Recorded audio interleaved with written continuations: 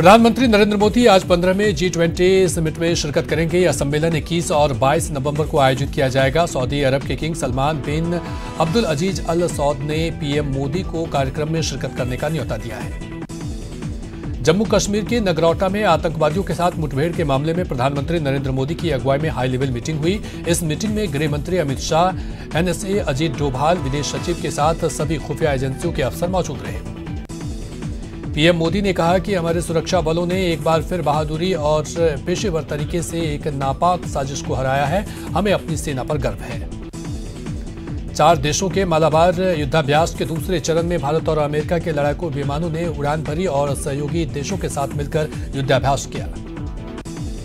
मंगलवार को उत्तरी अरब सागर क्षेत्र में मालाबार युद्धाभ्यास शुरू हुआ था। इस युद्धाभ्यास में विक्रमादित्य कैरियर बैटल ग्रुप और अमेरिकी युद्धपोत निमित्ज के साथ ऑस्ट्रेलियन और जापानी युद्धपोतों और सबमरीनों ने हिस्सा लिया। पंजाब हरियाणा में पराली जलाने का सिलसिला नहीं थम रहा है। हर साल की तरह इस बार किसान बेखौफ पराली हरियाणा के रोहतक में जलाते हुए दिखे। इसके चलते प्रदूषण का स्तर बढ़ गया है। रतलाम में रेलवे स्टेशन पर करोड़ों की नकदी और सोना चांदी बरामद किया गया है। आरपीएफ ने रतलाम रेलवे स्टेशन के प्लेटफॉर्म नंबर 4 से गहने और नकदी के साथ एक आरोपी को गिरफ्तार किया। आरोपी के पास से 1 किलो 335 ग्राम सोना और 56 किलो चांदी बरामद किया गया है। वहीं 2 करोड़ 29 लाख रुपए नकद भी बरामद किए गए हैं। जब्त सोने की कीमत 68 लाख और चांदी की कीमत 34 लाख रुपए बताई जा रही है। आरोपी जयपुर मुंबई एक्सप्रेस में डिलीवरी देने के लिए रेलवे स्टेशन पर पहुंचा था। अहमदाबाद में शुक्रवार रात 9 बजे से 57 घंटे का कर्फ्यू लगा दिया गया है। यह 23 नवंबर की सुबह 6 बजे तक रहेगा। सूरत और बड़ोदरा में भी आज से नाइट कर्फ्यू लगाया जाएगा। लोक आस्था के महापर्व छठ का आज समापन हो गया। पौ फटते ही लोगों ने उगते सूर्य को अर्घ्य देकर अपनी पूजा खत्म की। इस दौरान पूर्वांचल में छठ की छठा देखने को मिली। यूपी, बिहार, झारखंड समेत राजधानी दिल्ली में लोग भगवान सूर्य की आराधना में जुटे दिखे। सुबह सुबह लोग छठ घाटों पर भगवान भास्कर को अर्घ्य दिया। आपको बताते चले कि इस दौरान कई जगह कोरोना की गाइडलाइंस का भी पालन नहीं हुआ। श्री गंगानगर में मिथिलांचल समाज के लोगों ने उगते सूर्य को अर्घ्य दिया। कोरोना प्रोटोकॉल के चलते छठ पूजा के दौरान बड़े समारोह का आयोजन नहीं किया गया। दिल्ली में आज से कोरोना गाइडलाइंस का उल्लंघन करने वालों से 500 की जगह 2000 रुपए का जुर्माना लिया जाएगा। अहमदाबाद में शुक्रवार रात 9 बजे से 57 घंटे का कर्फ्यू लगा दिया गया है। यह 23 नवंबर की सुबह 6 बजे तक रहेगा। सूरत और बड़ोदरा में भी आज से नाइट कर्फ्यू लगाया जाएगा। आईएएस टॉपर टीना डावी और अतहर ने जयपुर की एक फैमिली कोर्ट में आपसी सहमति से तलाक की अर्जी डाली है। सिविल परीक्षा में टॉपर रही टीना और अतहर की लव स्टोरी काफी सुर्खियों में रही थी। दोनों ने साल 2018 में शादी की थी। कोरोना को लेकर सीएम गहलोत ने निजी अस्पताल के प्रतिनिधियों से संवाद किया और कहा कि लाभ कमाने की जगह जीवन रक्षा को सर्वोपरि माने। साथ ही गांवों में भी हेल्थ प्रोटोकॉल के पालना के भी निर्देश दिए। वहीं सीएम गहलोत ने एक बार फिर फैसला लेते हुए जिला कलेक्टर्स की पावर बढ़ाई है। सीएम ने कहा कि कोरोना संक्रमण को देखते हुए अगर जरूरत पड़े तो कलेक्टर भी जिले में धारा 144 लगा सकते हैं। राजस्थान सरकार ने कोरोना काल के बीच राज्य की जनता को बड़ा ऑफर दिया है। स्वायत्त शासन विभाग ने शहरी निकायों की जनता को बकाया गृह कर और नगरीय विकास कर जमा करवाने पर ब्याज और मूल टैक्स में बड़ी राहत दी है। सरकार द्वारा जारी आदेश में बकाया गृह कर एक मुश्त जमा करने पर मूल गृह कर में 50% और स्वास्थ्य में 100% माफी की बात कही गई है। स्वायत्त शासन विभाग ने जनता को 31 दिसंबर 2020 तक का समय दिया है। इस अवधि में राज्य के किसी भी शहर के गृह कर और नगरीय विकास कर के बकायेदार टैक्स को जमा करने के दौरान इस छूट का लाभ उठा सकते हैं। सीएम गहलोत ने बीजेपी पर निशाना साधते हुए कहा कि लव जिहाद शब्द बीजेपी ने देश को विभाजित करने और सांप्रदायिक सद्भाव को बिगाड़ने के लिए बनाया है। शादी व्यक्तिगत स्वतंत्रता का मामला है। इस पर अंकुश लगाने के लिए एक कानून लाना पूरी तरह से असंवैधानिक है। सीएम गहलोत के बयान पर बीजेपी प्रदेश अध्यक्ष सतीश पूनिया ने पलटवार किया है। उन्होंने कहा कि ये कांग्रेस की ऊंची मानसिकता को दर्शाता है। विवाह एक धार्मिक सामाजिक मान्यता प्राप्त संस्कार है।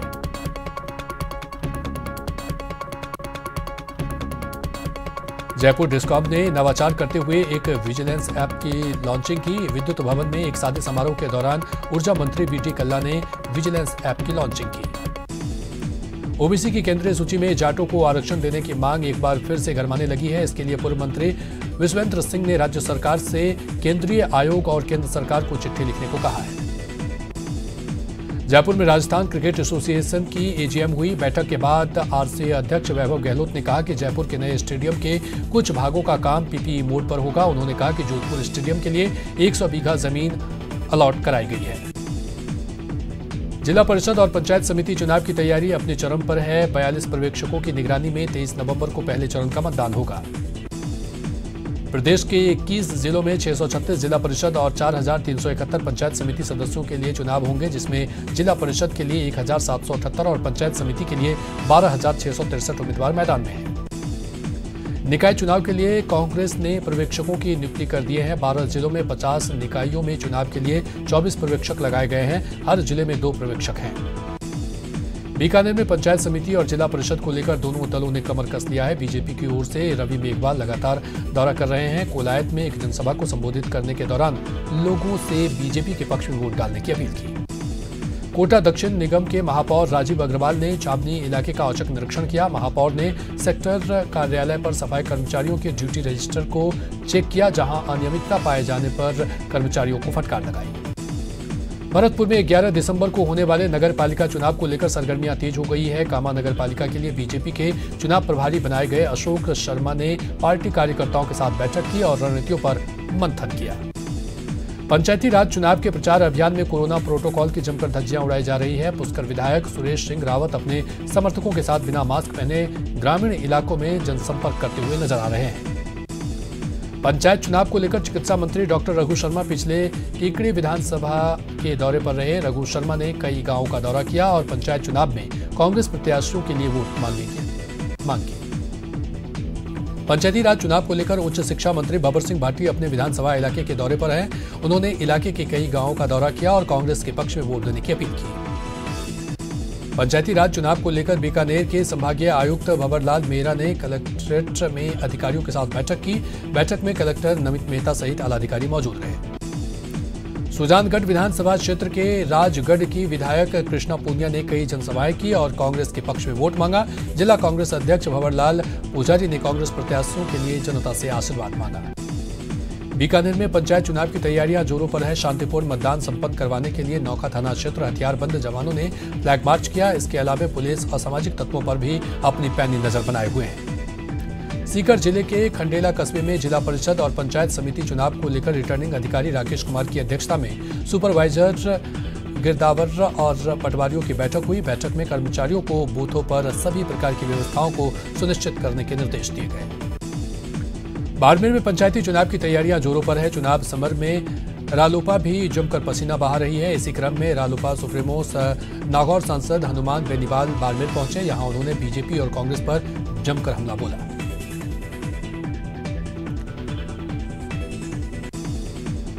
उम्र छोटी काम बड़े, कहते हैं कि एक जीनियस की झलक उसके बचपन में ही मिल जाती है। वो किसी भी फील्ड में जीनियस बन सकता है, खेल में, पढ़ाई में, आर्ट में या किसी और ही क्षेत्र में। वो शायद आपके आसपास हो या फिर दूर, पर अगर आप जानते हैं किसी ऐसे इंडियन को जो यंग जीनियस हो और जिसे आना चाहिए दुनिया के सामने, तो आज ही रजिस्टर कीजिए news18.com/younggenius या बायजूज ऐप डाउनलोड करें और यंग जीनियस सेक्शन विजिट करें। बायजूज यंग जीनियस न्यूज 18 की पहल है। और रुकेंगे एक छोटी सी ब्रेक के लिए। ब्रेक के बाद रुक करते हैं अगली खबर की तरफ और फटाफट अंदाज में खबरों को देखते हैं। प्रदेश में महिलाओं के खिलाफ बढ़ते अत्याचार को लेकर डीजीपी ने वीसी के जरिए सभी जिला के पुलिस अधिकारियों से बातचीत की। जोधपुर पुलिस के तमाम आला अधिकारी इस वीडियो कॉन्फ्रेंसिंग से जुड़े और अपने विचार रखे।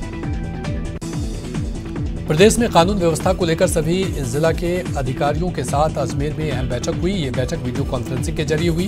बैठक की अगुवाई पुलिस महानिदेशक ML लाठर ने की। बूंदी में कोटा एसीबी ने बड़ी कार्रवाई करते हुए आबकारी विभाग के पेट्रोलियम ऑफिसर को गिरफ्तार किया। एसीबी ने ऑफिसर को 10,000 की रिश्वत लेते गिरफ्तार किया।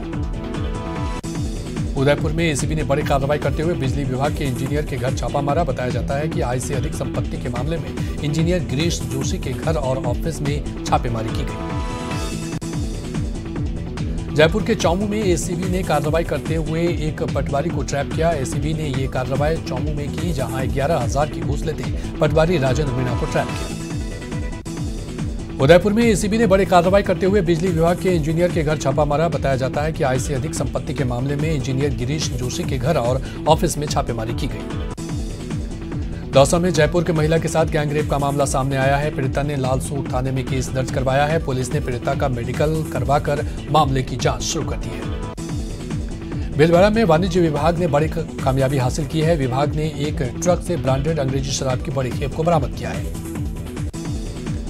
जयपुर जिले में इन दिनों चोरों के हौसले बुलंद हैं। मुख्यमंत्री आवास के पास भी चोरों को पुलिस का जरा भी खौफ नहीं है। सिविल लाइन फाटक के पास चोरों ने थड़े के ताले तोड़कर चोरी की और फिर बड़े ही आराम से फरार हो गए। भीलवाड़ा में पुलिस अधीक्षक गजेंद्र सिंह जोधा ने चोरी के एक मामले का उद्भेदन किया। इस मामले में पुलिस ने एक आरोपी चौकीदार को गिरफ्तार किया है। पुलिस ने आरोपी के पास से 85 तोला सोना और 2 लाख रुपए बरामद किए हैं। श्री गंगानगर में श्रमिक छात्रवृत्ति योजना में घोटाला करने वाले ई मित्र संचालकों को एसीबी ने न्यायालय में पेश किया, जहां एसीबी न्यायालय ने चारों अभियुक्तों को न्यायिक हिरासत में भेज दिया। कोटा में एसीबी की गिरफ्त में आए झालावाड़ जिला शिक्षा अधिकारी सहित अन्य आरोपियों को आज कोर्ट में पेश किया जाएगा। मामले में तीसरे आरोपी महेंद्र मीणा की तलाश में एसीबी लगातार दबिश दे रही है। कोटा के कुन्हाड़ी में मामूली विवाद में 2 युवकों को चाकू मारने के आरोपियों को गिरफ्तार किया गया है। गिरफ्तार हेमलाल और लोकेश सकतपुरा के रहने वाले हैं। कोटा में पुलिस ने 21 साल और 12 साल पुराने 2 मामलों में फरार चल रहे एक स्थायी वारंटी को गिरफ्तार किया है। आरोपी सूरज सिंह बूंदी जिले का रहने वाला है। भरतपुर में घर के बाहर खड़ी बाइक भी अब सुरक्षित नहीं है। सीसीटीवी में कैद ये तस्वीर देखिए कैसे एक चोर बाइक को बड़ी आसानी से लेकर 9211 हो गया। भरतपुर के राजेंद्र नगर कॉलोनी में एक डॉक्टर के घर कुछ बदमाशों ने हमला कर दिया। बदमाशों ने डॉक्टर और परिजनों के साथ मारपीट की और कार का शीशा तोड़ दिया। पीड़ित डॉक्टर ने लक्ष्मण सिंह सहित दूसरे लोगों के खिलाफ केस दर्ज कराया है। भरतपुर पुलिस ने हत्या के मामले में 1 साल से फरार चल रहे आरोपी को गिरफ्तार किया। बता दें कि सारस चौराहे पर 1 साल पहले छात्रों के 2 गुटों की भिड़ंत में एक छात्र की हत्या कर दी गई थी। भरतपुर के बयाना अस्पताल में डिलीवरी के दौरान महिला की मौत हो गई, जिसके बाद परिजनों ने जमकर हंगामा किया। परिजनों ने डॉक्टर पर इलाज के दौरान लापरवाही का आरोप लगाया। अजमेर पुलिस ने जादूगर इलाके में दबिश देते हुए हिस्ट्री शीटर भोला और भोला शंकर को 138 देसी शराब के साथ गिरफ्तार किया। आरोपी के खिलाफ इससे पहले भी शराब तस्करी और मारपीट के कई मामले दर्ज हैं। कोटा में हत्या कर शव को काले सिंध नदी में फेंकने का एक सनसनीखेज मामला सामने आया है। वारदात को अंजाम देने के मामले में पुलिस ने मां और भाई को भी गिरफ्तार कर लिया है। डूंगरपुर के कुशाल मगरी इलाके से एक युवक का शव बरामद किया गया है। पुलिस ने हत्या कर शव को फेंके जाने की आशंका जताई है। सवाई माधोपुर में स्थानीय विधायक दानिश अवरार मुख्यालय स्थित सामान्य चिकित्सालय पहुंचे, जहां उन्होंने बेहतरीन कस्बे में मारपीट की घटना में घायलों का हालचाल जाना। बता दें कि बीते दिनों बेहतरीन कस्बे में 2 गुटों के बीच मारपीट हुई थी। इस घटना में एक महिला की मौत हो गई थी।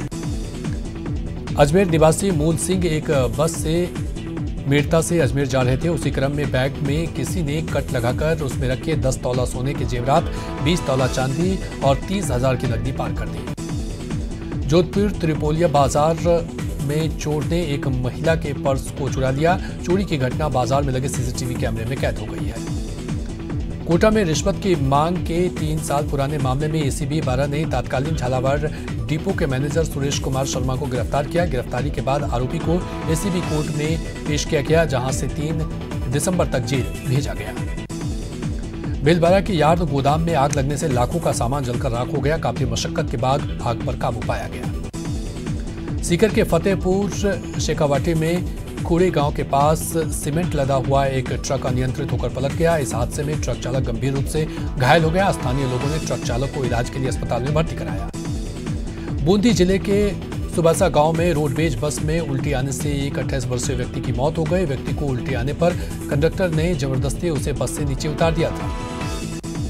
भरतपुर के बैरू गांव के पास अचानक चलती स्कूटी में आग लग गई। आग लगने से स्कूटी पर सवार महिला टीचर ने किसी तरह कूदकर अपनी जान बचाई। देखते ही देखते स्कूटी आग की भेंट चढ़ गई। भरतपुर के पहाड़ी थाना इलाके में घिसेड़ा गांव में पानी के टैंक में डूबने से एक महिला की मौत हो गई। मृतक के मायके वालों ने ससुराल वालों पर ही हत्या करने का आरोप लगाया है। उदयपुर के सेलिब्रेशन मॉल के पास हीतावाला टावर की 6ठी मंजिल पर आग लग गई। बताया जा रहा है कि घर में रखे दिए के कारण ये आग लगी। सूचना मिलने पर नगर निगम की 3 दमकल गाड़ियां मौके पर पहुंची और आग पर काबू पाया।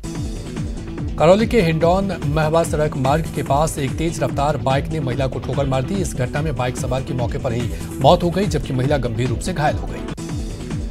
देश में कोरोना मरीजों का आंकड़ा 90 लाख को पार कर गया है। पिछले 24 घंटे में कोरोना के 45,882 नए केस सामने आए। वहीं पिछले 24 घंटे में कोरोना से 584 लोगों की मौत हो गई। इसके साथ ही कोरोना से मरने वालों का आंकड़ा 1,32,000 को पार कर गया है। हिमाचल प्रदेश के लाहौल स्पीति जिले का एक ऐसा गांव है जहां एक शख्स को छोड़कर सभी लोग कोरोना पॉजिटिव पाए गए हैं। उस शख्स का भी पूरा परिवार कोरोना पॉजिटिव पाया गया। मरुधरा में बीते 24 घंटे में 2,762 पॉजिटिव केस मिले हैं, जबकि 14 लोग कोरोना से मौत हो गई है, जिसके बाद प्रदेश में कोरोना से मरने वालों का आंकड़ा 2,130 हो गया है। और इसी के साथ फिलहाल इस बुलेटिन में इतना ही, लेकिन न्यूज 18 राजस्थान पर खबरों का सिलसिला लगातार है जारी। नमस्कार।